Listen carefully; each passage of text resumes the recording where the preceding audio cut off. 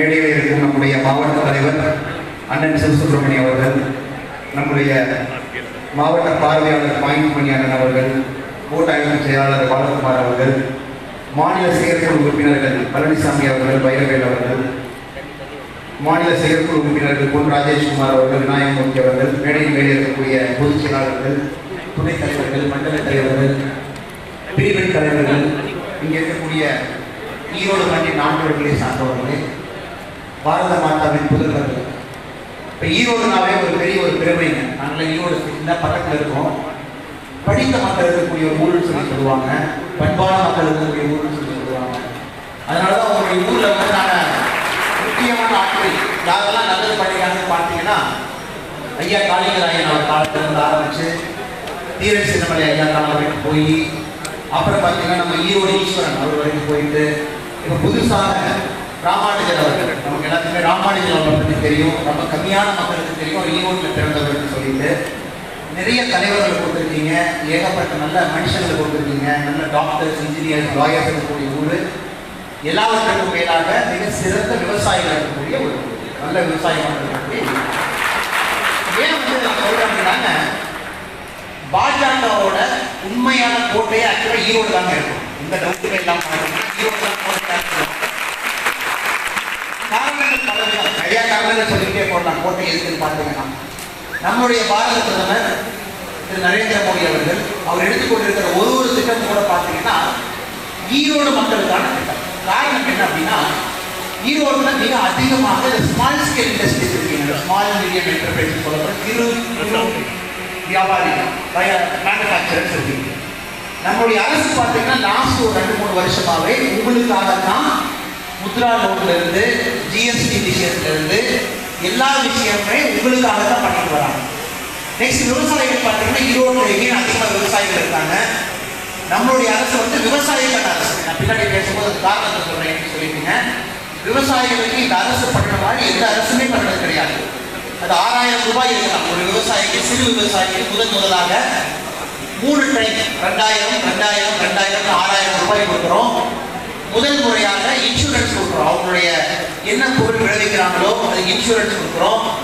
முதல் முறையாக 2-3 மசோதாக்கள் வந்திருக்கு, சட்டம் வந்திருக்கு. அதை பற்றி நம்ம பின்னாடி பேசுவோம். அது எல்லாமே ஒரு பெருசாக பயன்படுத்தும். ஸோ பார்த்தீங்கன்னா ஈரோடு எதற்கெல்லாம் பெயர் வாங்கியிருக்கிறதோ நம்ம மோடி சர்க்கார் கூட அதற்காக தான் பெயர் வாங்கியிருக்கோம். உங்களுடைய ஊர் பெருமையும் நம்மளுடைய அரசு பெருமையும் கிட்டத்தட்ட ஒரே பெருமை. அதுக்காக தான் நான் சொன்னேன், ஈரோடு வந்து பாஜகவோட கோட்டையாக இருக்க வேண்டும் அப்படின்னு. இதே ஈரோடு மண்ணில் பார்த்தீங்கன்னா நம்மளுடைய தந்தை பெரியார் அவர்கள் பிறந்த மண்கொடை. இதே ஈரோட்டில் வந்து 1917 பெரியார் அவர்கள் வந்து உங்களுடைய முனிசிபல் தலைவராக, நிறைய பேருக்கு தெரியாத ஒரு விஷயம். அப்புறம் காங்கிரஸ் கட்சியோட தலைவராக இருந்தார் பெரியார் அவர்கள் 1925. அதுக்கப்புறம் திராவிட கழகத்துக்கு போனார். திராவிட கழகத்துக்கு வந்து பார்த்தீங்கன்னா பிரிஞ்சு வந்த கட்சிகள் தான் டிஎம்கே, ஏடிஎம்கே நம்ம சொல்லக்கூடிய கட்சி. நாங்கள் எந்த ஒரு தலைவருக்காண்டையும் காழ்ப்புணர்ச்சி அரசியல் பண்ணாம உண்மையாலுமே தமிழ்நாடு அரசியலை பார்த்தீங்கன்னா எப்ப இந்த அரசியல் கெட்டு போச்சு, ஏன் தமிழ்நாடு மக்களுக்கு திராவிட கட்சிகள் ஒரு சாபக்கேடா இருக்கு நீங்க பார்த்தீங்கன்னா, இது உண்மையாலுமே ஆரம்பிச்சது ஒரு நோக்கத்தில் தான் ஆரம்பிச்சாங்க. முதல்ல ஜஸ்டிஸ் கட்சி இருந்துச்சு, ஓமந்தூரா ராமசாமி அவர்கள் காங்கிரஸ் சிறப்பாக ஆட்சி பண்ணாரு, ராஜாஜி அவர்கள் ஆட்சி பண்ணாங்க, காமராஜர் அவர்கள் ஆட்சி பண்ணாங்க, அண்ணா அவர்கள் ஆட்சி பண்ணாங்க. எப்போ வந்து மக்களுக்கான அரசு அவர் குடும்பத்தின் மக்களுக்கான அரசா மாறிச்சு, அதுதான் திராவிட கட்சியோட சாதனை. மக்களுக்கான அரசாக தான் பார்த்தீங்கன்னா காமராஜர் அவர்கள் நடத்தினாங்க. அதற்கப்புறம் வந்து நம்ம கருணாநிதி அவர்களோ அதற்கப்புறம் வந்து வேற தலைவர்களோ பார்த்தீங்கன்னா அவங்களுடைய குடும்ப அரசியலாக மாற்றிருக்காங்க. இப்போ ரீசெண்டாக ஒரு ரிப்போர்ட் பண்ணி நீங்கள் பார்த்துருக்கலாம். டிஎம்கே கட்சியை பொறுத்த வரைக்கும் அங்கே இருக்கிறவங்க எல்லாருமே ஒரு பெரிய பிஸ்னஸ் இருப்பாங்க. அது ஒரு டிவியாக இருக்கலாம், மீடியாவாக இருக்கலாம், அது ஒரு சூப்பர் பார்லராக இருக்கலாம், ரியல் எஸ்டேட்டாக இருக்கலாம், சினிமா ப்ரொடக்ஷன் ஹவுஸாக இருக்கலாம். ஸோ தமிழ்நாட்டில் அவங்க பண்ணாத பிஸ்னஸ் எதுவுமே கிடையாது, எல்லா பிஸ்னஸ்லையும் இருக்காங்க. ஏன்னா அதுக்காக தான் நம்ம திரும்ப திரும்ப சொல்கிறோம், திராவிட கட்சிகள் பார்த்தீங்கன்னா அரசியல் கட்சி அப்படிங்கிற தன்மையை இழந்து அது குடும்ப கட்சிகளாக அவங்கள வந்து காப்பாற்றுகிறதுக்கு வந்து ஒரு இண்டஸ்ட்ரி ஆரம்பிச்சு சப்போர்ட் பண்ணுற கட்சிகளாக மாறிடுச்சு. ஸோ 51 வருஷம் ஆண்டுட்டாங்க. 1967 2020 வரை பார்த்தீங்கன்னா சுமார் ஒரு 54 வருஷம் வரப்போகுது. இப்போ தமிழ்நாடு ஒரு முக்கியமான முடிவெடுக்கணும். 2021 நீங்க ஒரு முடிவெடுக்கணும். இந்த முடிவை நீங்க ஆல்ரெடி எடுத்துட்டீங்க, புதுசாலாம் இல்லை. 2014 இதே முடிவை தமிழகம் எடுத்துச்சு. 90 லட்சம் வாக்கு நீங்க தான் போட்டீங்க. நரேந்திர மோடி அவர்கள் பாரத பிரதமராக நிற்கும்போது நம்மளுடைய பாஜக வந்து மூன்றாவது அணியாக நின்றுச்சு. மூன்றாவது அணியாக நாம் நின்றோம். அப்ப பார்த்தீங்கன்னா கட்சி நம்ம கட்சிக்கு இருக்கிற உறுப்பினர்களுக்கும் நமக்கு வாக்களிச்சவங்களும் பார்த்தீங்கன்னா 100 மடங்கு இருந்துச்சு. ஒரு உறுப்பினர் கட்சிகளுக்கான 100 பேர் நம்ம ஓட்டு போட்டுருந்தாங்க. காரணம் என்னன்னா 2014 ஒரு பெரிய விழிப்புணர்ச்சி, மிகப்பெரிய ஒரு சக்தி. எல்லாரும் வந்து மோடி மோடி மோடி மோடி. நீங்க அந்த கிரிக்கெட் நான் வச்சிருக்கேன் 6 வருஷத்துக்கு முன்னாடி நீங்க எல்லாரும் சேர்ந்து 90 லட்சம் ஓட்டு மோடிஜி அவங்க கொண்டு வந்துட்டீங்க. இந்தியா ஃபுல்லாவே எழுச்சி இருந்துச்சு. இப்ப தமிழ்நாட்டில் ஒரு 6 மாத காலமாக நாம பார்த்துட்டு இருக்கோம். இது வந்து கட்சி தலைவர்களுக்காக எழுச்சி வந்துச்சா கட்சிக்காக வந்துச்சான்னு சொல்றது வடங்க மக்கள் வந்து மாற்றத்துக்கு ரெடி ஆயிட்டாங்க. தமிழக மக்கள் பார்த்தீங்கன்னா 2 கேள்வி தான் கேட்கிறாங்க. பாஜக எவ்வளவு சீட்டு வாங்கும்? 30 எம்எல்ஏவா, 40 எம்எல்ஏவா, 50 எம்எல்ஏவா? சூப்பர் ஸ்டார் ரஜினிகாந்த் அவர்கள் எப்ப கட்சி ஆரம்பிக்கிறாங்க? பாஜகவும் ரஜினிகாந்தும் சேருவாங்க. இதை தவிர ஒரு சாதாரண மக்கள்கிட்ட போய் கேட்டீங்கன்னா வேற எந்த விஷயத்தையும் அவங்க பேசுறது. ஏன்னா மக்கள் வந்து மாற்றத்துக்கு ரெடி ஆயிட்டாங்க. புதிதாக தலைவர்கள் வேணும். 5 முறை எம்எல்ஏ ஆகிட்டேன், 6 முறை எம்எல்ஏ ஆகிட்டேன். எங்க ஊர்ல பாத்தீங்கன்னா 5 கட்சி மாறி வந்தவரை எம்எல்ஏ ஆகியிருக்கேன். கோயம்புத்தூர்ல பாத்தீங்கன்னா ஒரே குடும்பத்துக்கு அப்பா பையன் அவங்களை எம்எல்ஏ ஆகிருக்கேன். சென்னை போனீங்கன்னா அப்பா பையன் சீட்டு மட்டும் கிட்டத்தட்ட ஒரு 8 சீட் இருக்குது. டிஎம்கே பாத்தீங்கன்னா அப்பா நின்னாரு 2 தான், அப்புறம் பையன் இருக்கிறாரு. இந்த மாதிரி தமிழகத்தில் இருக்கக்கூடிய சீட்டை பார்த்தீங்கன்னா ஒரு குடும்பமா வந்து நம்ம அரசியல் மாறியது. எல்லா கட்சிகளுமே காங்கிரஸ் கட்சி உட்பட இந்த இளைஞர்கள் இத்தனை பேர் வர்றாங்கன்னா இவங்க எல்லாம் தன்னிச்சையா வாழ்க்கையில வந்து மேல வந்தவங்க. இளைஞர்கள் எல்லாம் போய் கேட்டீங்கன்னா சுயமாக உழைக்குது, அவர்கள் சம்பாதித்த பணத்திலே உப்பு போட்டு சாப்பிடுவாங்க. சிம்பிளா சொன்னாங்க நம்மளுடைய இவங்க வந்து அதை ஏற்கிறது ரெடி, அதை ஏற்றுக்கொள்வதற்கு இவர்கள் யாரும் ரெடியா. அதனாலதான் ஒரு புதிய இளைஞர்கள் வர வர நம்ம கட்சிக்குள்ள பெரிய எழுச்சி. என்ன காரணம்னா மோடிஜி அவர்கள் மாதிரி சுயநலம் இல்லாதவர்கள், நாட்டின் மேல் அக்கறை உள்ளவர்கள், கட்சி கோட்பாடு கீழ் இருக்கிறவங்க, குடும்ப அரசியல் பண்ணாதவங்க, ஊழல் பண்ணாதவங்க ஒரு சான்ஸ் கொடுத்து பார்க்கலாமே. ஏன்னா விஜயகாந்த் அவர்களுக்கு மக்கள் கொடுத்தாங்க. 2011 பாத்தீங்கன்னா பெரிய லெவலில் கொடுத்தாங்க. விஜயகாந்த் அவர்கள் எல்லாம் அமைதியா சொன்னாங்க திராவிட கட்சிகள் விஜயகாந்த் வந்து ஓட்டு வாங்க போறாங்க. அதே எழுச்சியை நீ கிரவுண்ட் லெவலில் பார்க்கணும். ஸோ ரெடி ஆயிட்டாங்க மக்கள். இப்ப நம்முடைய வேலை என்னன்னு பாத்தீங்கன்னா கட்சியை வந்து பலப்படுத்துறது. நெக்ஸ்ட் 8 மாசம் மோடிஜி அவர்களுடைய திட்டத்தை கொண்டு போய் மக்கள்கிட்ட போய் சேர்த்து முதல் முறையாக மோடிஜி அவர்களுடைய திட்டம் வந்து ஒரு சாதாரண மனிதனை போய் சென்றடைந்திருக்கிறது. மோடி பணம் கிராமப்புறத்தில் போனீங்கன்னா நம்மளுடைய வயசான தாயாரெல்லாம் என்ன கேட்கறாங்கன்னா மோடி பணம் வந்துருச்சு, மோடி பணம் வந்துருச்சு. ஏன்னா ஜன்தன் அக்கௌண்ட் நம்ம சொல்லக்கூடிய இலவச பேங்க் அக்கௌண்ட்ல 500 ரூபாய் பணம் வந்துருச்சு. விவசாயிகள் சொல்றாங்க மோடி பணம் வந்துருச்சு, மோடி பணம் வந்துருச்சு. என்னன்னு கேட்டீங்கன்னா 2000 வந்துருச்சு. ஒரு அரசியல் கட்சி தலைவர் சொன்னாரு என்னங்க 6000 ரூபாய் பிச்சை போற மாதிரி போடுறீங்க, அது என்னங்க அது? ஒரு விவசாயம் நான் இருக்கிற விவசாயம் நீங்க இருக்கிறீங்க. அவர் சொன்ன கருத்து எனக்கு ரொம்ப ஒரு மாதிரி அநாகரிகமான கருத்து மட்டுமல்ல, ரொம்ப மோசமான ஒரு கருத்தா இருந்துச்சு. ஒரு விவசாயி எனக்கு தெரியுங்க, நாட்டு நம் போது அந்த டைமுக்கு நம்ம தோட்டத்துல வேலைக்கு 5-6 பேர் கூலி வேலைக்கு வருவாங்க. சாயந்தரம் நம்ம கூலி கொடுக்கணும். 200 ரூபாய் லேடிஸ் கொடுக்குறோம், ஜெயிச்சுக்கு 350 ரூபாய் கொடுக்குறோம். அப்ப பாத்தீங்கன்னா பக்கத்து வீட்டுல போய் கடன் வாங்கிட்டு வரும். ஒரு 10 பேருக்கு கூலி கொடுக்குற 2000 ரூபாய் போய் கடன் வாங்கி வந்து கொடுப்போம். என்ன சொல்லுவோம்? தோட்டத்துல ஆட்டுக்குட்டி வந்துட்டு இருக்கு, ஆட்டுக்குட்டி விற்றதுக்கு அப்புறம் நான் அந்த பணத்தை கொடுக்குறேன்னு தான் சொல்லுவோம்.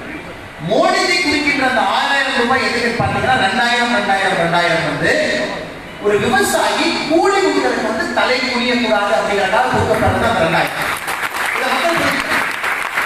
விவசாயி எப்பவுமே போய் எங்கேயுமே போய் தலை குனிந்திருக்க கூடாது. 6000 பெரிய விஷயம் கிடையாது. இன்னும் 5 வருஷத்துக்கு 60,000 கொடுக்கலாம், 1 லட்சம் கொடுக்கலாம், 5 லட்சம் கொடுக்கலாம், அது வேற கணக்கு. பட் இப்ப கொடுக்குற 6000 வந்து விவசாயியோட முதுகெலும்பு நேராக இருக்க வேண்டும் அப்படிங்கறத நீங்க உணரணும்.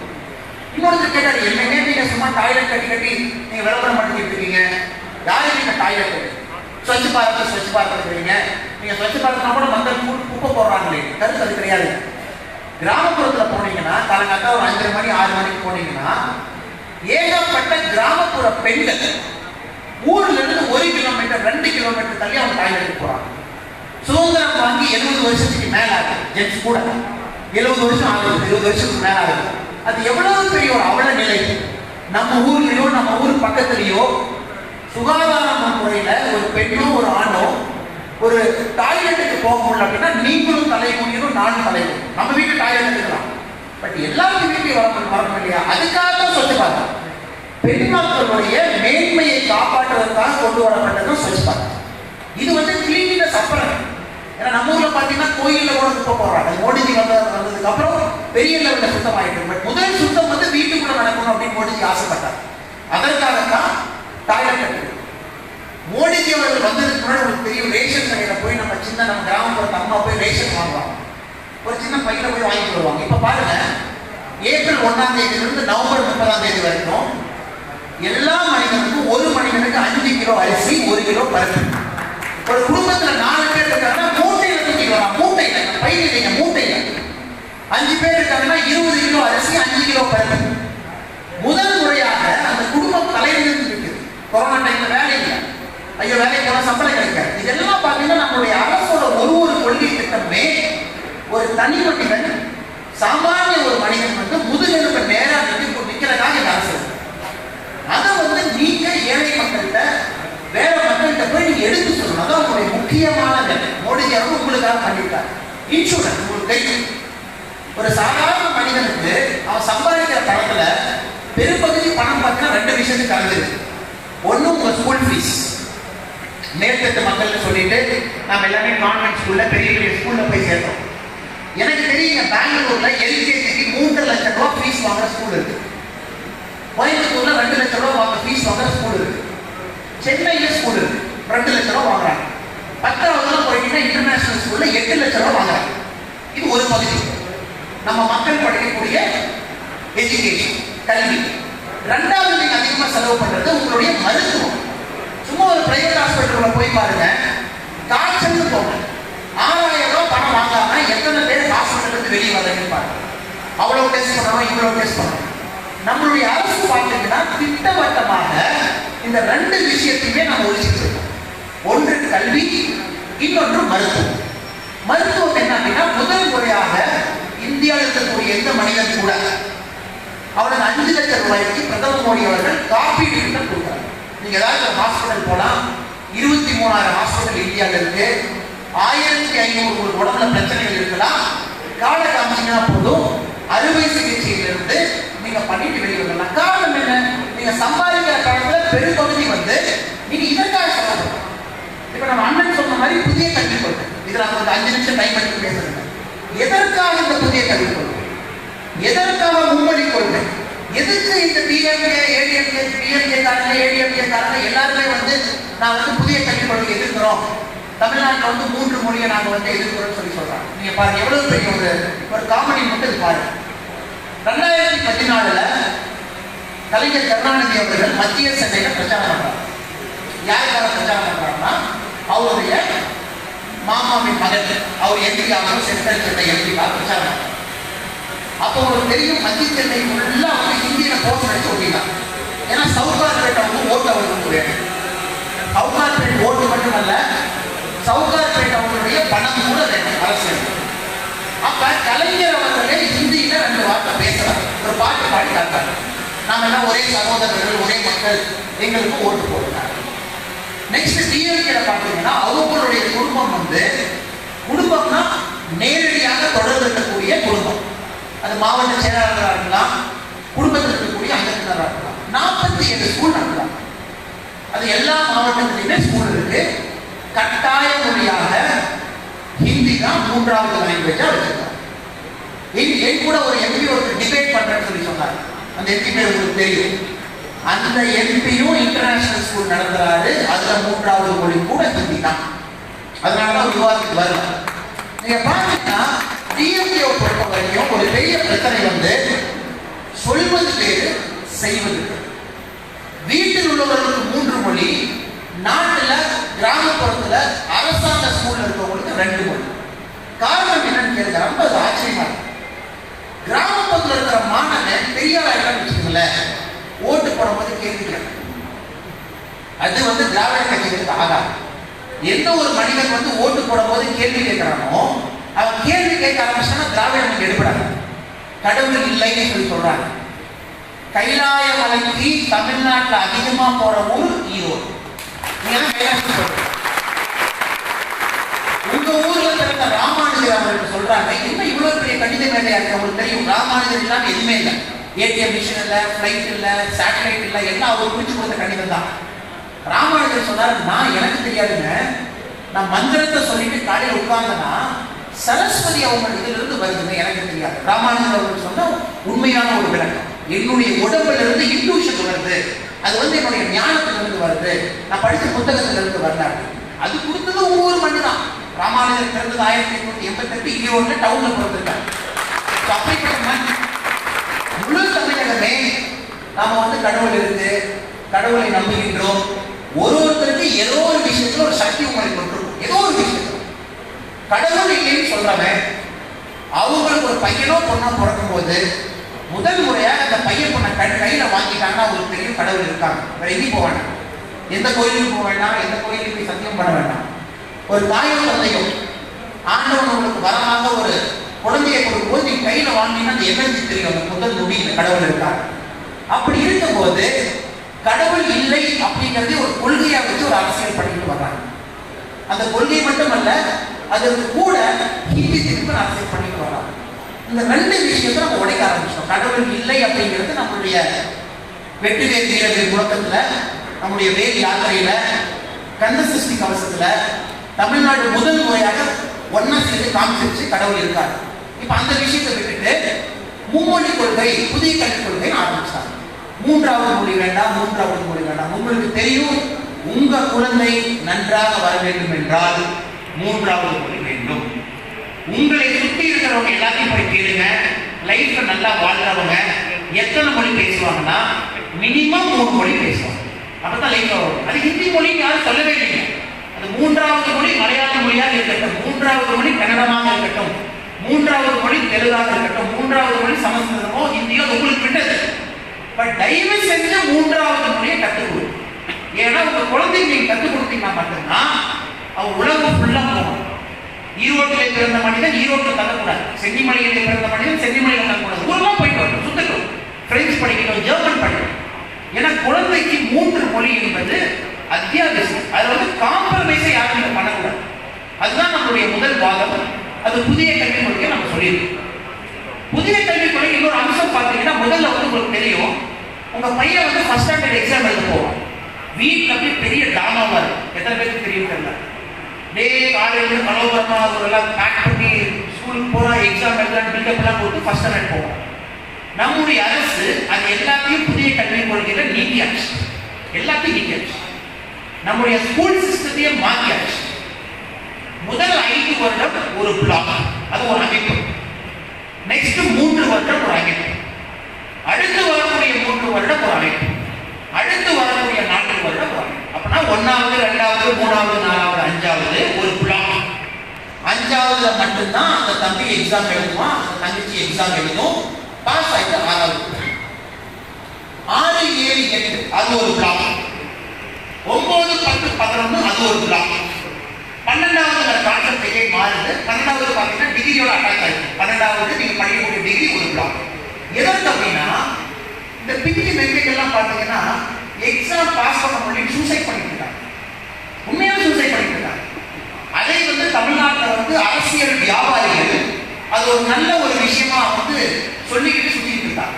என்ன காரணம்னா, நம்மளை பொறுத்தவரை நீ செகண்ட் ஸ்டாண்டர்ட்ல 95% மார்க் வாங்கினா நீ அட்டர் வேஸ்ட் நம்ம சொல்லிடுறோம் நம்ம குழந்தைங்க.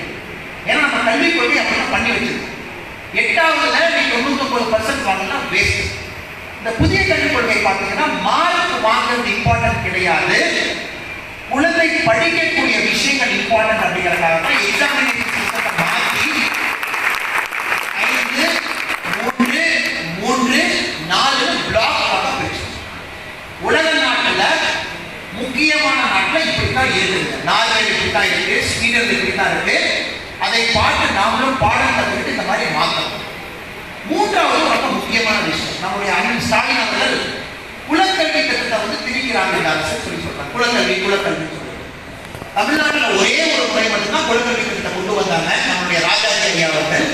அது பார்த்தீங்கன்னா பெரிய ஒரு மக்கள் வெறுத்ததுக்கு அப்புறம் குலக்கல்வியை நீக்கிட்டாங்க. இதுல குலக்கல்வியே கிடையாதுங்க. நாம என்ன சொல்றோம், 5வதுக்கு மேல ஒரு குழந்தை வருஷத்துல 10 நாளைக்கு ஸ்கூல் பேக் எடுத்துட்டு போக கூடாது. அது ஸ்கூல் பேக் லெஸ் டே. 6வது அந்த குழந்தை பார்த்தீங்கன்னா ஸ்கூல் பேக் வருஷத்துக்கு 10 நாள் ஸ்கூல் பேக் எடுத்துட்டு போக கூடாது. அந்த குழந்தை என்ன பண்ணணும்னா அந்த ஸ்கூல்ல தட்டச்சு பயிற்சி, கார்பெண்டர், மண்ணை வச்சு களிமண் வச்சு விளையாடுறது, இதெல்லாம் அந்த குழந்தை பண்ணும். எதுக்காக சார் பண்ணணும்? உங்களுக்கு நிறைய பேர் இன்ஜினியர் இருக்கீங்களா? இன்ஜினியர் இருக்கீங்களா? எத்தனை பேருக்கு உங்க வீட்டில் ஃபியூஸ் மாற்ற தெரியும்? ஓகே சார், நீங்களா இன்ஜினியரிங் படிக்காதனால ஃபியூஸ் மாற்றுறீங்க.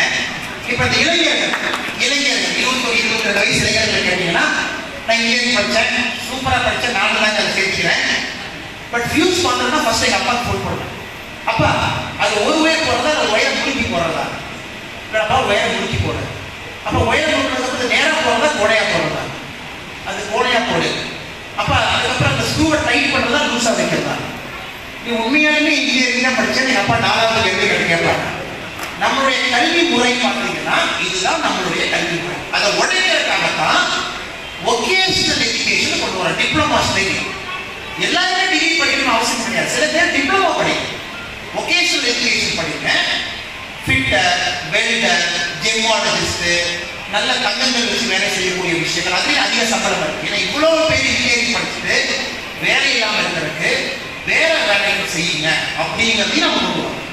அந்த 10 நாள் ஸ்கூல் பேக் இல்லாமல் நீங்கள் போகிற அன்னைக்கு இதெல்லாம் எக்ஸ்பெரிமெண்ட் பண்ணி பார்க்குறேன். கிளாஸ்க்குள்ள இருக்கிறவங்க எல்லாரும் சேர்ந்து ஒன்று தான் பண்ணுவாங்க. எல்லாரும் சேர்த்து கார்பெண்டரி பண்ணுவீங்க, தட்டச்சு பயிற்சி பண்ணுவீங்க, எல்லாரும் சேர்த்து களிமண் விளையாடுவீங்க. அந்த குழந்தைக்கு அது வேணும். அதுக்கும் குழந்தைகளுக்கு என்னங்க சம்பந்தம்? நம்ம கிளாஸ் நம்ம 4ஆ பிரித்து பிராமணன் யாருப்பா, சத்திரியன் யாருப்பா, சூத்திரன் யாருப்பா, வைணவன் யாருப்பா பிரிக்கிறோமா, வைஷ்ணவன் பிரிக்கிறோமா? அப்படி கிடையாது. இதெல்லாம் தவறான புரிதல். ஏன்னா அவங்க ஸ்கூலுக்கு போயிருந்தா தெரியும் இந்த கல்வி திட்டம் என்னன்னு சொல்லி. ஸ்கூலுக்கு போகாதவர்கள் அரசியல்வாதிகள் என்ன போட்டுருக்காங்க, நேரடியாக படித்து விட்டு தப்பாக கற்பனை பண்ணிவிட்டு உடனே வந்து சொல்லிடுது. ஸோ புதிய கல்விக் கொள்கைன்னு பார்த்தீங்கன்னா மகத்தான ஒரு கல்விக் கொள்கை. நம்மளுடைய எஜுகேஷனை மாற்றணும், நல்ல மனிதர்களை உருவாக்கணும். மார்க் ரொம்ப இம்பார்ட்டன்ட் கிடையாது, அவங்களுடைய கல்விக் கொள்கை இம்பார்ட்டன்ட் நம்ம சுற்றி காட்டணும். உங்க குழந்தை இந்த புதிய கல்விக் கொள்கையில போயிட்டாங்கன்னா மிகப்பெரிய ஆளுமை மிக்க மனிதர்களாக வருவாங்க. லாஸ்ட் ரொம்ப இம்பார்ட்டன்ட் இந்த மும்மொழிகள், 3 மொழி, மும்மொழி. முதல் மொழி கட்டாயமாக தமிழ், 2வது மொழி கட்டாயமாக ஆங்கிலம். இப்ப நம்ம எல்லாத்துக்கும் பெரிய குழப்பம், நம்ம 3வது மொழி என்ன படிக்கிறது, மும்மொழின்னு சொல்லிட்டீங்க, அது என்னன்னு கொஞ்சம் சொல்லுங்க. அந்த டெசிஷனை உங்களுக்கு கொடுத்தாச்சு, அரசு உங்களுக்கு கொடுத்து விட்டது. ஈரோட பொறுத்த வரைக்கும் ஈரோடு ஒரு கிளஸ்டர். இங்கே இருக்கக்கூடிய பேரண்ட் டீச்சர் PTA சொல்லுவோம், நீங்கெல்லாம் சேர்ந்து உங்க ஸ்கூல்ல சொல்லணும், நான் கர்நாடகாவில் வந்திருக்கேன், இங்க செட்டில் ஆயிருக்கேன். பெரியார் அவர்களும் கர்நாடகாவில் வந்தவர் தான். கர்நாடகாவில் வந்திருக்கேன், நான் செட்டில் ஆயிருக்கேன், நான் கன்னட மொழி எடுத்துக்கிறேன். ஏன்னா என் குழந்தைக்கு வந்து கொஞ்சம் டச் விட்டு போயிடும் நீங்க நினைச்சீங்கன்னா கன்னட மொழியை அந்த கிளஸ்டர்ல அந்த பிளாக் எடுத்துக்கலாம். நான் வந்து ஆந்திராவில் வந்திருக்கேன், எனக்கு தெலுங்கு வேணும் நீங்க நினைச்சீங்கன்னா அந்த கிளஸ்டர்ல தெலுங்கு எடுத்துக்கலாம். கொஞ்சம் மேற்கட்ட மக்கள் இருக்கிறவங்க எனக்கு ஒரு பிரெஞ்சு மொழியோ ஜெர்மன் மொழியோ வேணும்னு நினைச்சா அவங்களும் எடுத்துக்கலாம். ஸோ 3வது மொழியை டிசைட் பண்றவங்க அரசியல்வாதிகள் கிடையாது, நம்முடைய கல்வித்துறை மந்திரி கிடையாது. 3வது மொழியை டிசைட் பண்றவங்க நீங்க. அது மிக தெளிவாக கிளஸ்டர் பேஸ்ட் அப்ரோச் அப்படின்னு சொல்லி நம்ம தெளிவாக எக்ஸ்பிளைன் பண்ணியிருக்கோம். பட் பிரச்சனை என்னன்னா யாருமே இந்த சட்டத்தை படிக்கிறது கிடையாது, தான் பிரச்சனை. இந்த சட்டம் பார்த்தீங்கன்னா 5 வருஷம் 17 பேர் இந்தியா ஃபுல்லா சுத்தி கஷ்டப்பட்டு பண்ணுற சட்டம். அவங்களுக்கு வந்து பார்த்தீங்கன்னா 5.5 லட்சம் பேர் கடிதம் போட்டிருக்காங்க, 5.5 லட்சம் பேர் ஒப்பீனியன் போட்டிருக்காங்க, சட்டம் இந்த மாதிரி வைங்கன்னு. அவங்களுக்கு ஒப்பீனியன் வாங்கிட்டு மொத்தமாக சேர்த்தி 2019 வரைவு அறிக்கையா வந்துச்சு, 2020 சட்டமா வந்துச்சு. 3 மொழி கொள்கை நம்மளுடைய கல்விக் கொள்கையை பொறுத்த வரைக்கும் நீங்க ரொம்ப தெளிவாக இருக்க வேண்டும். இது சாமானிய கடைக்கோடியில் இருக்கக்கூடிய ஒரு சாதாரண தமிழனுக்கு நிச்சயமாக குடும்பத்திலே நல்ல கல்வி கிடைக்க ஹெல்ப் பண்ணும். இதை எப்படி நீங்க பார்க்கணும்னா ஸ்கூல் ஃபீஸ் எல்லாம் குறைய ஆரம்பிக்கும். காரணம் என்ன நான் சொல்றேன், 3 மொழி கொள்கைக்கும் புதிய கல்விக் கொள்கைக்கும் ஸ்கூல் ஃபீஸ் என்ன டிஃபரன்ஸ்னா, நம்முடைய அரசு இந்த கல்விக் கொள்கையில சொல்லியிருக்கோம், நம்முடைய பொருளாதாரத்துல 6% வந்து ஸ்கூல்ல இன்வெஸ்ட் பண்ணணும் அப்படின்னு. நம்ம எல்லாருமே ஏன் கவர்மெண்ட் ஸ்கூல் பக்கம் போறதுன்னா ஃபெசிலிட்டி இல்லை, அதனாலதான். அதனால கோபம் கிடையாது. கவர்மெண்ட் ஸ்கூல்ல ஃபெசிலிட்டி இருந்தா நீங்க வேலை பார்க்க போறீங்க. இந்த 6% பணத்தை உண்மையாலுமே தமிழக அரசோ வேற மாநில அரசுகளோ உள்ள போட ஆரம்பிச்சாங்கன்னா மிகப்பெரிய மாற்றம் எல்லா லெவலுமே தெரியாது. இது வந்துச்சு அப்படின்னா இப்ப பிரைவேட் ஸ்கூல் நாங்க வைக்கிறதா சட்டம் இந்தியா சொல்லிட்டு இருக்காங்க. அவங்களுடைய லாபி வந்து பெரிய லெவலில் உடையும். அதனால உங்களுடைய முழு ஆதரவை நம்மளுடைய மோடி ஜி அவர்கள் கொண்டு வந்திருக்கக்கூடிய மும்மொழி கொள்கை, அவர்கள் கொண்டு வந்திருக்கக்கூடிய புதிய கல்விக் கொள்கை நீங்க கட்டாயமாக கொடுக்க வேண்டும். கடைசியாக விவசாய மசோதா. விவசாய மசோதா டிஎம்கே ஸ்ட்ரைக் போட்டிருக்காங்க. நாளைக்கு தமிழ்நாடுல ஸ்ட்ரைக் ஆமா நீங்க பாருங்க. உண்மையான விவசாயி ஒருவன் கூட நாளைக்கு டிஎம்கே போட்டிருக்கிற ஸ்ட்ரைக்கு நாளைக்கு போக மாட்டோம்.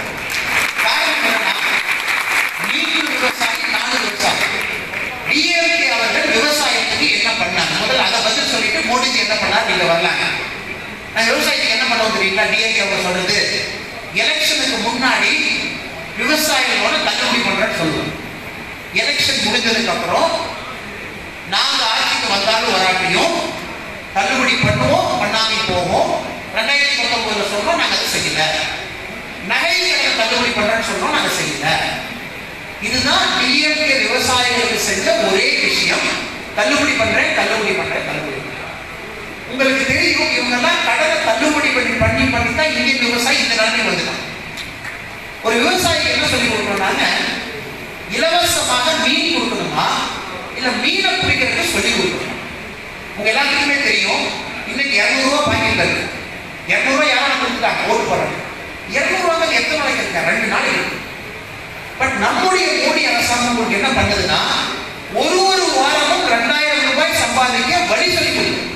அதான் நம்மளுடைய என்ன நான் சொல்றேன் கேளுங்க. 2016 மோடிஜி சொல்றாரு இந்திய விவசாயி உலகத்திலே ரொம்ப கஷ்டத்துல இருக்கு. யாருமே விவசாயத்தை தொழிலா பண்றது கிடையாது. வேற வழி இல்ல, தோட்டம் இருக்கு, விட்டுட்டு போனா நல்லா இருக்காது, ஏதோ பண்ணுவோம், எனக்கு இன்னொரு பிசினஸ் இருக்கு, அந்த பணத்தை போனா இதில் போடுவோம், ஒரு ஆடை வாங்கிடுவோம், ஆடை வாங்கிடுவோம். உண்மையான விவசாயத்தை விவசாயமா பண்றவங்க ரொம்ப கஷ்டத்துல இருக்காங்க. எனக்கு தெரிய ஏகப்பட்ட விவசாயிகள் கூலி தொழில் பண்ணிக்கிட்டு அவங்க வச்சிருக்க 2 ஏக்கர் விவசாயம் பண்ணிட்டு இருக்காங்க. இதுதான் இந்திய விவசாயியோட கரண்ட் நிலைமை. இதை வந்து நம்முடைய மத்திய அரசு மிக தெளிவாக புரிஞ்சு வச்சிருக்காங்க. ஸோ மோடிஜி ஃபர்ஸ்ட் என்ன சொன்னாருன்னா 2024க்குள்ள நம்மளுடைய விவசாயி எவ்வளவு சம்பாதிக்கிறானோ ஏற்கனவே பண்ணிடுறோம். ஒரே நல்லா பண்ண முடியும். நம்ம 5-6 வருஷம் டைம். முதல் முயற்சி என்ன பண்றோம் பாருங்க. நம்மளுடைய விவசாய பெருமக்களுக்காக முதல் முறையாக அவங்களுக்கு இன்சூரன்ஸ் கொடுக்குறோம்.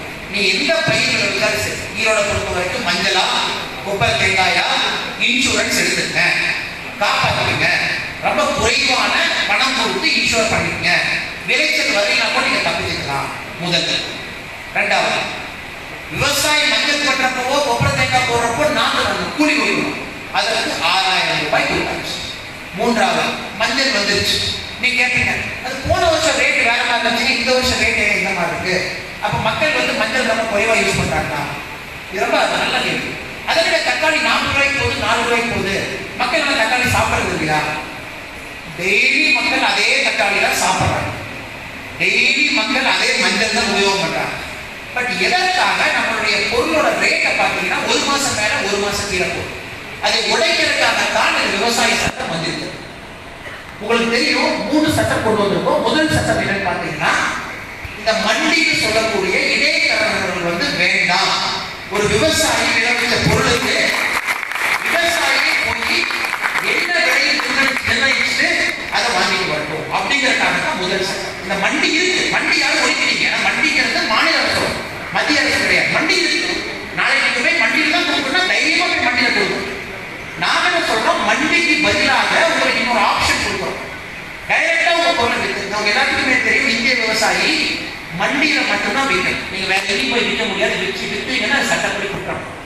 இப்ப இருக்கிற சட்டம். நீங்க கரும்பு போட்டுக்கீங்க, உங்க கரும்பு உங்க ஏரியாவில் இருக்கிற கரும்பு கம்பெனிக்கு தான் சட்டை அரைக்க போடும், சுகர் கேன் இண்டஸ்ட்ரி போடும். பக்கத்துல தண்ணிக்கு 200 ரூபாய் கொடுக்குறான்னு கொடுத்தீங்கன்னா சட்டப்படி அது குற்றம். ஒட்டஞ்சத்திரத்துல தக்காளி விளைவிக்கிறீங்க, அது ஒட்டஞ்சத்திர மண்டிக்கு தான் போகணும். டைரக்டா நீங்களே லாரி கட்டி கரூர் வந்து வித்தீங்கன்னா சட்டப்படி குற்றம். இது எவ்வளவு கொடுமை பாருங்க. என்னுடைய நிலத்திலே நான் பயிர்களை இதான் வீரபாண்டி கட்டபொம்மன் கேட்டார். வீரபாண்டி கட்டபொம்மன் என்ன கேட்டாங்க? என்னுடைய நாட்டுல நான் வேலை செய்யறேன், நான் கஷ்டப்படுறேன், உனக்கு எதுக்கு வட்டி கொடுக்கணும்? வீரபாண்டி கட்டபொம்மன் சொன்ன போது திராவிட வந்து கை தட்டி ஸ்டேஜ்ல வந்து சூப்பர் சூப்பர் அப்படின்னாங்க. அவங்களே அந்த நாடகத்தை போட்டாங்க. எனக்கு அதே திராவிட கட்சிகள் வந்து கேட்குது, இல்லை இல்லை இல்லை இல்லை, விவசாயி மண்டியில தான் வைக்கணும். ஏன்னா மண்டி அரசியல், மண்டியில் ஒரு பெரிய அரசியல் இருக்கு. நீங்க கொடுக்குற 2.5% கமிஷன்ல பல குடும்பங்கள் வாழ்ந்துட்டு இருக்காங்க. பஞ்சாப்ல பாத்தீங்கன்னா பல குடும்பங்கள், அரசியல் குடும்பங்கள், நம்ம கட்சியிலிருந்து நேற்று வெளியேறிய ஒரு கட்சி கூட மண்டியை வச்சு சம்பாதிச்சுட்டு இருக்காங்க. மிகப்பெரிய இடத்துல அரசியல் பண்ணிட்டு இருக்காங்க. மண்டி அரசு பஞ்சாப்ல வந்து 8%. நீங்க மண்டியில கொடுத்தீங்கன்னா 8% ஒரு டாக்ஸ் எடுத்துவாங்க. தமிழ்நாட்டில் 2%. மகாராஷ்டிராவில் இருக்கக்கூடிய மிகப்பெரிய குடும்பம் மண்டியை வச்சு வாழ்ந்துட்டு, அதை வச்சு விவசாயம் நடத்திட்டு, நீங்க ஓட்டு போடலீங்கன்னா கரும்பு ரேட்டை நீங்க கொடுக்குற ரேட்டை கண்ட்ரோல் பண்ணுவாங்க விதர்பாங்க. நீங்க அந்த கவர்மெண்ட்டுக்கு ஓட்டு போடலீங்கன்னா விவசாயம் என்ன பண்ணணும் உங்களுக்கு தெரியும். காட்டன், நீங்க விளைவிக்கிற காட்டனை வந்து நீங்க சரியா கொடுக்கல அப்படின்னா உங்களை கண்ட்ரோல் பண்ணுவாங்க. முதல் முறையாக மோடி அரசு வந்து அதை பத்தி உடைச்சு, நம்ம கட்சியிலிருந்து, நம்மளுடைய கட்சியிலிருந்து ஒரு கட்சி வெளியே போயிடுச்சு. நமக்கு அதனால 3 நாள் எம்பி லாஸ். மோடிஜி கவலைப்பட்டாருன்னா கவலைப்படும், கிளம்புன்னு தான் சொன்னார். உட்கார்ந்து இருக்கிற அமைச்சர் வந்து ரிசைன் பண்ணி வேண்டாம், நான் மோடி அவர்களுடைய கொள்கை எதிர்க்கிறேன், என்னுடைய மாநிலத்தில் சரியானதா மோடிஜி கிளம்பு பரவாயில்லை. ஏன்னா நம்மளுடைய அரசு நாட்டுக்காக இருக்கிறது தவிர ஓட்டுக்காக இல்லை. மோடிஜி பல முறை சொல்லியிருக்காரு, நான் எடுக்கக்கூடிய திட்டங்கள் வந்து மக்களுக்கு அப்போதைக்கு கொஞ்சம் சரிப்பா இருந்தா கூட 2-3 வருஷத்துல பார்த்தாங்கன்னா இது எடுக்க வேண்டிய கட்டாயம். சிம்பிளா சொல்றேன், கொரோனா வருது, யாரெல்லாம் உங்க உடம்ப நல்லா பார்த்துட்டு இருக்கீங்களோ கொரோனா பக்கத்துல வரல. ஏன்னா உங்க இம்யூனிட்டி ஆல்ரெடி நல்லா தான். மஞ்சள் யூஸ் பண்றீங்க, பால் தயிர் யூஸ் பண்றீங்க, புரோட்டீன் சத்து நல்லா சாப்பிட்டுக்கிறீங்க, பாடி நல்லா வச்சிருக்கீங்க. இது வந்து டெய்லி டெய்லி டெய்லி நீங்க பண்றதுனால 6 மாதம், 1 வருடம், 10 வருடம் உங்க உடம்ப நல்லா வச்சுக்கலாம், கொரோனா வராம இருக்கு. நம்மளுடைய அரசு பார்த்தீங்கன்னா திட்டங்கள் எல்லாமே அப்படித்தான்.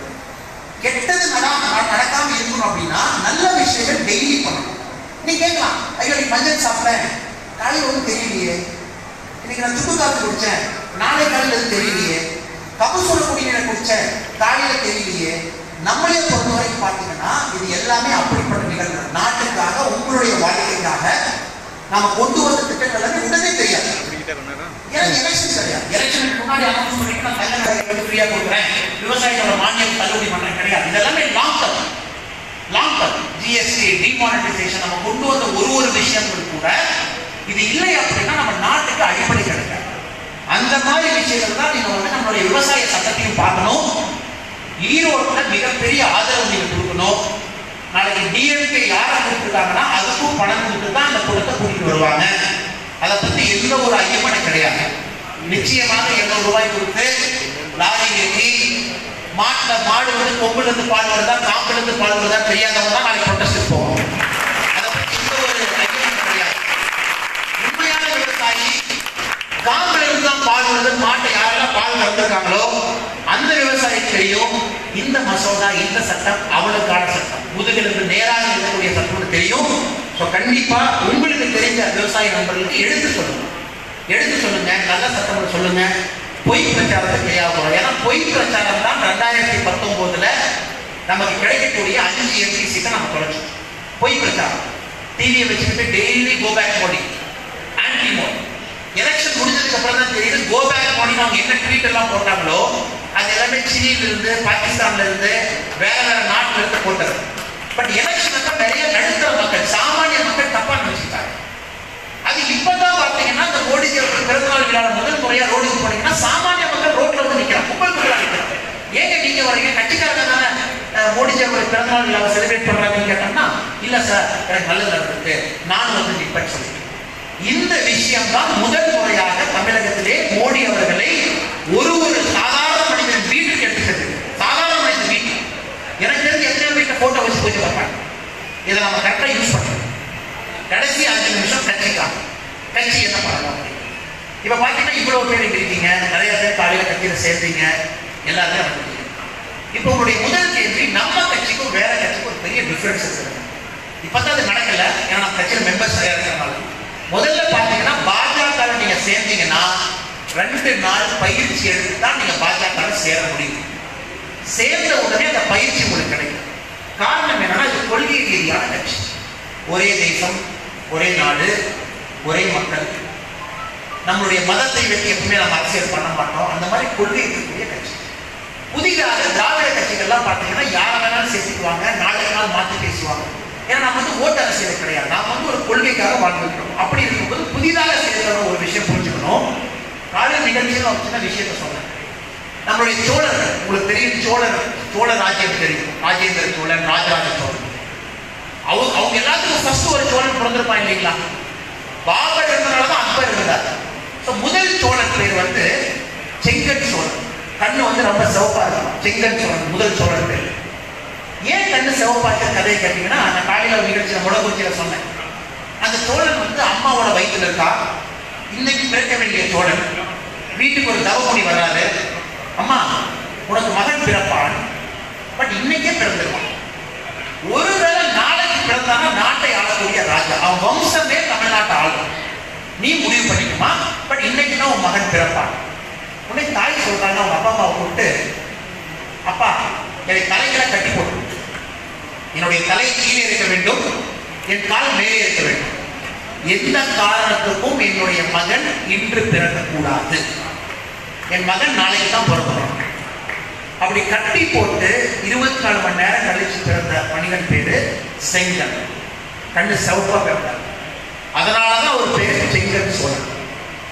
அவருடைய வம்சத்துல வந்தவங்க தான் ராஜேந்திர சோழன், ராஜராஜ சோழன். நம்ம தமிழ்நாட்டில் வந்து நம்ம பயங்கரமா அவரை கொண்டாடிட்டு இருக்கோம். அவங்க கட்டின கோயில், அவங்க பண்ண விஷயங்கள்லாம் மிகப்பெரிய விஷயம். நீங்க எல்லாருமே நெக்ஸ்ட் 8 மாசம் செங்கன் சோழனின் தாயை போல் இருக்கு. எனக்கு கதை இருக்குல்ல, நான் கூடத்துல வந்து வெளி நிற்க வச்சாங்க, எனக்கு ஸ்டேஜ்ல சேர் போடல, எனக்கு வந்து தலைவர் வந்து என்னை பார்த்து ஸ்மைல் பண்ணல, என்னை பார்த்து சிரிக்கல, எனக்கு வந்து மரியாதை இல்லை, எதுவும் கிடையாது. இங்க நீங்க இருக்கிறது கட்சியில ஒரு முக்கியமான பொறுப்புல இருக்கீங்க. என்ன காரணம்னா, உலகத்திலேயே அதிகமாக உறுப்பினர்கள் இருக்கக்கூடிய கட்சி பாஜக. 13 கோடி பேர். 13 கோடி பேர் ஜனநாயக முறையில 13 கோடி பேர். உலகத்திலேயே அதிகமா மக்கள் தேர்ந்தெடுத்த எம்பி எம்எல்ஏ சொல்லக்கூடிய இருக்கக்கூடிய ஆட்கள் இருக்கக்கூடியதும் பாஜக தான். யாருமே நான் கம்பேரிசன் கிடையாது. அந்த மாதிரி கட்சியில உள்ள போட்டுட்டீங்கன்னா நீங்க அந்த பெருமை மிகு கட்சியோட ஒரு முக்கியமான மனிதன். அதுல வந்து இன்னைக்கு நீங்க சின்ன பொறுப்புல இருக்கலாம், 10 வருஷம் கழிச்சு பெரிய பொறுப்பு போயிருக்கு. பட் உங்க உழைப்பை மட்டும் மூலதானமா நீங்க போடணும். உங்களோட உழைப்பு எப்படி இருக்குன்னா, இருக்கக்கூடிய ஒரு மனிதனும் கூட என்னால 100 ஓட்டு நான் பாஜக வாங்கி கொடுப்பேன். அதுதான் உங்களுடைய லட்சியமாக இருக்க வேண்டும். 100 பேரை நீங்க மாற்றணும். கத்தியை வச்சு, கண்ணை வச்சு, கோடாலி வச்சு, பணத்தை வச்சுலாம் நீங்க மாற்றணும். மக்களிடத்திலே போய் ஒருத்தர் ஒரு மாதிரி பேசணும். ஏழை தாய்க்கு வேற மாதிரி பேசணும். ஏன்னா ஏழை தாயோட மோடிஜி கொடுத்த திட்டம் வேற, பிசினஸ் மேன் வேற பேசணும். பிசினஸ் மேனுக்கு மோடிஜி கொடுத்தது வேற, விவசாயிக்கு மோடிஜி கொடுத்தது வேற. ஒருத்தருக்கும் உங்க பூத்துல உங்க ஏரியால போய் 8 மாசத்துல நீங்க 100 பேரை பிடிக்கும். 100 பேர் உங்களை தலைவனா ஏற்கும். ஏன்னா உங்களுக்கு தெரியும், அரசியல் கட்சிகள் பார்த்தீங்கன்னா மக்கள் மோடிஜிக்காக 50 ஓட்டு போட்டுருவாங்க, மிச்சம் 50 ஓட்டு உங்களுக்காக தான் போடுவாங்க. என்னுடைய எம்எல்ஏ கேண்டிடேட் யாரு, என்னுடைய கிளை செயலாளர் யாரு, என் பூத் ஏஜென்ட் தம்பி யாரு, என் வீட்டில் யாரோ இறந்துட்டாங்க, அந்த பூத் ஏஜென்ட் தம்பி வந்து கேட்டுட்டு போனப்பா, நல்லா இருக்கீங்களா கேட்டுட்டு போனப்பா, காலகட்டத்தில் வந்து கேட்டான், கொரோனா காலத்தில் ஒரு காய்கறிலாம் வருதான்னு கேட்டான். அந்த தம்பி வாரத்தில் வந்து எட்டி பார்க்கலாம், சக்தி கேட்கிற பொறுப்பாளர் எப்பாச்சும் எட்டி பார்க்கறாரு, அட்லீஸ்ட் நல்லா இருக்கீங்களா ஆக்காம ஒரு வார்த்தை சொன்னாரு. மனிதனுக்கு அதாங்க வேணும். கட்சியில் அப்பம், கட்சி கொள்கைகள் 2வது தான். ஒரு சாதாரண மனிதனுக்கு என்னன்னா, நீங்க கொடுக்குற மரியாதை அந்த மனிதனுக்கு, சாதாரண மனிதனுக்கு மரியாதை, அண்ணா நல்லா இருக்கீங்களா அவ்வளவு. அந்த விஷயத்தை நீங்க அது கூட நம்ம கட்சியை பற்றி சில சிந்தனை, நமக்கும் திராவிட கட்சிகளுக்கும் கொள்கையில் என்ன வித்தியாசம், மோடிஜி அவர்கள் எப்படிப்பட்ட ஒரு மனிதன், எதற்காக ஈரோட்டிலே கிழக்கு மேற்கு முடக்குறிச்சி 3 இடத்துல எதுக்காக நம்ம எம்எல்ஏ வரணும், இந்த மாதிரி விஷயங்கள் நீங்க பேச பேச 8 மாசத்துல மைண்ட் மாறிடுவாங்க. நீங்க இமேஜின் பண்ணீங்க, 50 வயசுக்கு மேல இருக்கிற ஒரு வாக்காளர் வந்து மினிமம் 6 முறை டிஎம்கேக்கு ஏடிஎம்கேக்கு ஓட்டு போட்டாங்க. நீங்க ஒரு முறை வீட்டுக்கு போய் காஃபி சாப்பிட்டா மனசு மாற மாட்டாங்க. 6 முறை அந்த மனிதன் எம்ஜிஆருக்கு ஓட்டு போட்டார், அந்த மனிதன் ஜெயலலிதா ஓட்டு போட்டார், அந்த மனிதன் கருணாநிதி அவர்களுக்கு ஓட்டு போட்டார், சில மனிதர்கள் அண்ணா ஓட்டு போட்டவங்க இருக்காங்க. அவங்கள போய் நீங்க ஒரு டைம் பேசினா மறந்தாங்க, பல முறை போகும். கட்சியை பற்றி சொல்றேன், ஹார்ட் ஒர்க். அதனாலதான் நான் செங்கல் சோழனின் தாயை சொல்றோம். 24 மணி நேரம் ஒரு தாய் வந்து மல்லாக்க கட்டி தொங்குறது ஈஸிங்களா? குழந்தை பிறப்பை கண்ட்ரோல் பண்றது ஈஸிங்களா? இயற்கைக்கு எதிரான ஒரு விஷயம். இயற்கையே முடிவு பண்ணி இன்னைக்கு தான் குழந்தை பிறக்கணும். இயற்கையோட சட்டை போடுறேன், என் குழந்தை நாளைக்கு பிறக்கணும், ராஜா ஆகணும். அப்படிப்பட்ட ஒரு குறிக்கோளை எடுத்துக்கிட்டு நெக்ஸ்ட் 8 மாசம் நீங்க வேலை செய்யணும். நீங்க எல்லாமே செங்கட்டு சோழனின் தாயாக நினைச்சு. இரண்டாவது, நெக்ஸ்ட் 8 மாசம் நம்மளே பொறுத்த வரைக்கும் மோடிஜி அவர்களை வச்சு மட்டும்தான் அரசியல் பண்றோம். மோடிஜி அவர்களுடைய திட்டம் தான் மக்கள்கிட்ட போய் சேரப்போகுது. பாரத மாதா அன்னை தான் நம்மளுடைய அன்னை. நான் இன்னைக்கு இருப்பேன், 2 வருஷம் கழிச்சு பதவியில் இல்லாம கூட இருக்கலாம். தலைவர் இருப்பாரு, 3 வருஷம் கழிச்சு இன்னொரு தலைவர், கோச்சர்லைக்கு இருப்பாரு, நாளைக்கு இருப்பாங்க. இது வந்து உலகத்தின் நியதி. எப்படி கடிகாரம் வந்து மேல போற கடிகாரம் கீழே வந்துதான் ஆகணுமோ, நம்ம கட்சி மேல போறவங்க கீழே வந்துதான் ஆகணும். கீழே இருக்கவங்க மேல வந்துதான் ஆகணும். அதனால இப்போதைக்கு இருக்கக்கூடிய விஷயங்களை வெளியே வீசிட்டு கட்சிக்காக 8 மாசம் உங்களுடைய உழைப்பு தேவை. உங்க உழைப்பு நீங்க கட்சிக்காக கொடுக்கணும். அமித்ஷா அவர்கள் இதுக்கு முன்னாடி ஒரு பேச்சில் கூட சொன்னாங்க, 37 வருஷத்துக்கு முன்னாடி பூத் ஏஜென்ட், சாதாரண பூத் நம்பர் 37 சாக்கெட், அகமதாபாத் தொகுதி, சாக்கெட் தொகுதி, அதோடைய பூத் ஏஜென்ட். அந்த மனிதர் வந்து இவ்வளவு பெரிய ஒரு விசுவம் அடைஞ்சிருக்காரு. குஜராத்தில் உள்துறை அமைச்சர், மத்தியில் உள்துறை அமைச்சர், பாஜகவின் 2 முறை நேஷனல் பிரசிடென்ட். அவர் வந்து அலங்காரம் பண்ணாத பதவி கிடையாது. காரணம் என்ன? உழைப்பு, உழைப்பு, உழைப்பு, உழைப்பு. சாதாரண மனிதன் மோடி அப்பா வந்து டிவி வியாபாரம் பண்றோம். அங்கிருந்து பிறகு உலகில் 3 முறை குஜராத்தின் முதலமைச்சர், 2 முறை இந்தியாவின் பிரதம மந்திரி. அது எல்லாத்த விட உலகத்திலேயே 21 வருஷத்துக்கு மேல கண்டினியூஸா சீஃப் மினிஸ்டர், பிரைம் மினிஸ்டர் யாருமே இருந்தது கிடையாது. மனுஷன் 19 மணி நேரம் வேலை செய்யறாரு. அவர் பார்த்தீங்கன்னா தாடி கூட பார்க்கலாம். மோடிஜி அவர்கள் நீங்க பார்த்து வித்தியாசமா இருக்கு. பார்த்து ரீசெண்டா பார்த்தீங்கன்னா மோடிஜி அவர்களுடைய தாடி பார்த்தீங்கன்னா ரிஷி முடி மாதிரி இருக்கு. எதற்காக அப்படி பண்றாரு? மோடிஜி இப்படி பண்ற டைம் இல்லையா? எதற்காக விட்டுட்டாருன்னா, அவருக்கு தெரியும் இந்த கொரோனா காலத்துல எல்லா மனிதனுக்கும் ஏதோ ஒரு சின்ன ஒரு பிரச்சனை இருக்கு. வெளியே போய் பார்த்தீங்கன்னா காய்கறி விற்கிறவங்க சொல்றான், ஐயா விற்க முடியல. தியேட்டருக்கு வெளியே பானிபூரி விற்கிறவங்களால விற்க முடியல, பாப்கார்ன் விற்கிறவங்களால விற்க முடியல. எல்லாரும் ஒரு சின்ன பிரச்சனை. நம்மளுடைய பிரதமரை பொறுத்தவரை எனக்கும் ஒரு பிரச்சனை இருக்கின்றது, இந்த ஞாபகப்படுத்துறதுக்காக நான் வேணுமே வச்சிருக்கேன். நீங்க அனுமதிக்கிறீங்க, நானும் அனுமதிக்கிறேன். அது இன்டென்ஷனலி டெய்லி எனக்கு தெரியணும் அப்படிங்கிறக்காக இதை வரைக்கும் சொல்லவில்லை. பட் என்னுடைய கருத்து அதை பார்க்கும்போது ஒரு ஃபேஸை பார்க்கும்போது நமக்கே தெரியும். நமக்கு அவர் ஒரு மெசேஜ் சொல்றாரு, நானும் கஷ்டப்படுறேன், நீங்க கஷ்டப்படுறீங்க எனக்கு தெரியும். பட் என் கூட நெல்லுங்க, 2-3 மாசம் என் கூட நெல்லுங்க. புயல் அடிக்கும் போது புயலோட சென்ட்ரல் இருக்கு, கப்பல் கஷ்டத்துல இருக்கு, தப்பிச்சு போயிடலாங்கிறதுக்காக நமக்கு சொல்றாரு. ஸோ அதை நீங்க மனசுல வச்சுக்கணும். நெக்ஸ்ட் 8 மாசம் நீங்க எல்லாருமே கட்சிக்காக உழைப்பை போட்டு, ஆரவாரம் வந்து மேல இருக்கலாம், பட் கீழே வந்து ஆரவாரம் ஓட்டா மாறணும் அப்படின்னா அமைப்பு சிறப்பாக இருக்கிறது. ஸோ அமைப்பு வந்து பலப்படுத்துங்க. பூத் ஏஜென்ட் 1+12 போடுங்க. சக்தி கேந்திர பொறுப்பாளர்கள் சிறப்பாக வேலை செய்யுங்க. நம்மளுடைய கொள்கை முடிவுகளை மக்கள்கிட்ட போய் எடுத்து போய் சொல்லுங்க. நீங்க மோடிஜி மாதிரி இருங்க. உங்களுடைய வாழ்க்கையில சிம்பிளா, நீட்டா, எக்ஸ்பெக்டேஷன் இல்லாம, பதவி இருக்கோ பதவி இல்லையோ சக கட்சிக்காரனுக்கு மரியாதை கொடுங்க. நம்மளை பொறுத்தவரைக்கும் எல்லாரும் ஈக்குவல், எல்லாருக்கும் மரியாதை கொடுங்க. யாரையும் மேலே பார்க்காதீங்க. எல்லா மனிதர்கள் வீட்டுக்கு போங்க. அவங்க கிறிஸ்தவர்களா இருக்கட்டும், முஸ்லீமா இருக்கட்டும், அவாய்ட் பண்ணாங்க. தயவு செஞ்சு மோடிஜி அவர்கள் வந்து முஸ்லீம் கம்யூனிட்டி பண்ணின மாதிரி எந்த அரசியல்வாதியும் பண்ணினது கிடையாது. நான் சொல்லிடுறேன், நான் போலீஸ் ஆஃபீஸரா இருக்கும்போது பார்த்திருக்கேன் ட்ரிபிள் தலாக். உண்மையான தலாக் என்னங்க? ஒரு முஸ்லீம் கணவனுக்கும் முஸ்லீம் மனைவிக்கும் பிரச்சனை. முஸ்லீம் கணவன் வந்து பார்த்தீங்கன்னா ஃபர்ஸ்ட் மாஸ்க்கு போகணும், ஜமாத்துக்கு போகணும். ஜமாத் தலைவர் இருப்பார், சொல்லணும் ஐயா எனக்கு ஒய்ஃபுக்கு பிரச்சனை இல்லையா. உடனே ஜமாத் தலைவர் சொல்லுவார், சரிப்பா தலாக் சொல்லுப்பாங்க. உடனே முஸ்லீம் கணவன் வந்து தலாக் அப்படின்றார். உடனே உங்க வீட்டுக்கு கிளம்புறது இல்லை, 2 பேரும் திரும்ப புருஷன் போட்டாடியா வீட்டுக்கு வரணும். 30 நாள் குடித்தனம் நடக்கும். 30 நாள் கழிச்சு திரும்ப ஜமாத்துக்கு போகணும். என்னப்பா சரியாயிட்டீங்களா? இல்லைங்கய்யா, இன்னும் நம்ம சண்டை போடுறது இல்லையா? அந்த லேடி சொன்னா அவர் சண்டை போடுறாங்க ஐயா, தலாக் சொல்லு. 2வது தலாக் 30 நாள் கழித்து மறுபடியும் வீட்டுக்கு போகணும். 3வது தலாக் 60 நாட்கள் கழித்து. ஸோ 3வது வந்து ஐயா என்ன செட் ஆகுறீங்க ஐயானா அதுதான் தலாக், தலாக், தலாக். இப்போ என்ன நடந்துட்டு இருக்கு? வாட்ஸ்அப்ல தலாக், தலாக், தலாக் 3 செகண்ட், போன்ல தலாக், தலாக், தலாக், நேர்ல தலாக் இன்ஸ்டன்ட் காபி போடுற மாதிரி நீ 3 செகண்ட்ல தலாக் தலாக் தலாக் சொன்னீங்கன்னா அது செல்லாது. முதல் முறையாக முஸ்லிம் சகோதரிகள்கிட்ட போய் நீங்க கேட்டீங்கன்னா தெரியும், அவர்கள் அனைவரும் மோடியின் பக்தர்கள். ஒரு முஸ்லிம் சகோதரிக்கு எப்ப இன்னொரு பெண்மணியை கல்யாணம் பண்ணிக்குவாங்களோ, நம்ம கூட யார் இருக்கிறா, நமக்கு ஒரு சட்டம் கூட இல்லையே. நீங்க ஓட்டு கேட்க போகும்போதோ கொள்கையை சொல்லும் போதோ தைரியமாக முஸ்லிம் சகோதரிகளை பார்த்து, மோடிஜி உங்களுக்கு பண்ணின மாதிரி எங்க தலைவர் பண்ணினா நீ ஒரு வாரத்தை கேட்டா அவன் கண்ணில் வந்து தண்ணி வரும். நான் பார்க்குறேன்.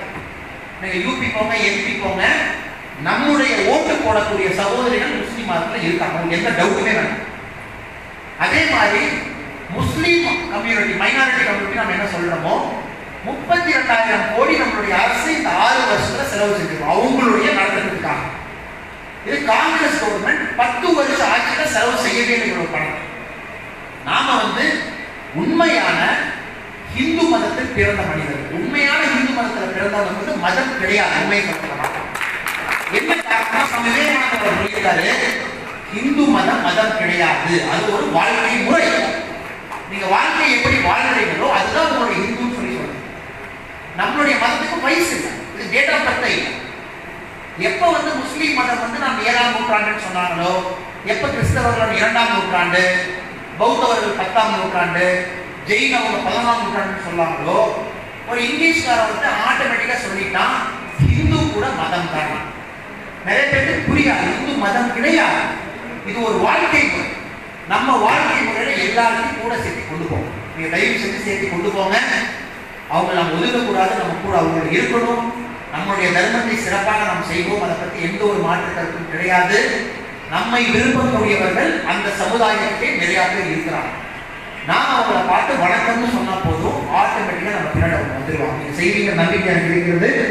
நிச்சயமாக நான் 40 நிமிஷத்துக்கு பேசிக்கிறேன். நிச்சயமாக தமிழ்நாட்டிலே 2021 பாஜக கோட்டைக்குள்ள போய் உட்கார்.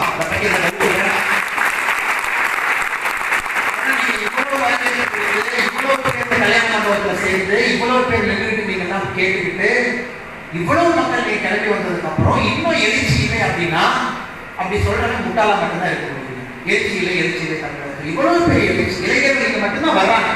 எந்த கட்சிக்கு இளைஞர்கள் போறதே கிடையாது, போக மாட்டாங்க. இங்க மட்டும்தான் வரும். அப்படி இருக்கும்போது ஏன் நம்ம தமிழ்நாட்டில் ஜெயிக்க மாட்டோம் மக்கள் நினைக்கிறாங்க. நிச்சயமாக ஜெயிக்கிறோம். முடக்குறிச்சியில ஆரம்பித்து ஈரோடு மாவட்டத்துல எல்லா இடங்களிலும் நம்ம ஜெயிச்சு காட்டணும். கூட்டணி ஒளி பண்ணிக்காதீங்க, சீட்டு யாருக்கு போது ஒளி பண்ணிக்காதீங்க. எங்களுடைய வேலை நாங்கள் நின்று ஜெயிப்பது கிடையாது. நாங்கள் அதுக்காக பாலிடிக்ஸ் வரல. நல்ல சீட்டை ஐடென்டிஃபை பண்ணி சண்டை போட்டு கூட்டத்தில் இருந்தா கூட வாங்கி அதை உங்களை மாதிரி கலப்பணியில் உங்களை உட்கார வச்சு உங்களை அழகு பார்த்து ஜெயிச்சு கொண்டு போய் கோட்டையில் உட்கார வைக்கிறதா எங்களுடைய வேலை. அரசியல் பண்றதுலாம் நேரம் இருக்கிறது. எங்களுடைய ஒரே குறிக்கோள் நம்மளுடைய கொங்கு மண்டலத்திலே மினிமம் ஒரு 15-20 எம்எல்ஏவை எலெக்ட் பண்ணி கொண்டு போய் கோட்டையில் உட்கார வைக்கணும். ஸோ அதற்கு நீங்கள் களப்பணி ஆட்கள் ரெடியா இருக்கணும். நானும் களப்பணி ஆட்கள் ரெடியா இருக்கேன், தலைவர்கள் ரெடியா இருக்காங்க. எல்லாரும் சேர்ந்து பண்ணுவோம். மிகப்பெரிய அளவிலே வரவேற்பு கொடுத்து உற்சாகமாக மக்கள் இந்த வெயில்ல கூட நீங்க உங்களுடைய பிஸிங்க. இது டிஎம்கே ஏடிஎம்கே கிடையாது. நீங்கெல்லாம் கை காசை போட்டு செலவு செஞ்சுட்டு விவசாய வேலையை விட்டு நிறைய பேர் வாங்கி போய் பாட்காஸ்ட் பார்ப்போம். இந்த கட்சியில் எங்களுக்கு கிடைக்கிற பாக்கியம் அது ஒண்ணுதான். வெளியே போனா கூட உங்க வேலையை விட்டுட்டு எங்களை பார்க்கறதுக்கு வர்றீங்க. நான் எங்கேயோ செஞ்ச ஒரு நல்ல ஒரு தவம், நல்ல ஒரு பயன், இன்னைக்கு எங்களுக்கு ஒரு நல்ல ஒரு வெகுமதியாக நீ கொடுக்குற உற்சாகம். இதே மாதிரி என் கட்சிக்கு இருக்கணும். நாங்கள் உங்களுக்காக இருக்கோம், நாங்களும் கட்சிக்காக இருக்கிறோம். மாற்றம் நிச்சயமாக வரும். வாய்ப்பு கொடுத்த அனைத்து நல்ல உள்ளங்களுக்கும் மிகப்பெரிய நன்றிகள். தாமரை மலர்ந்து விட்டது.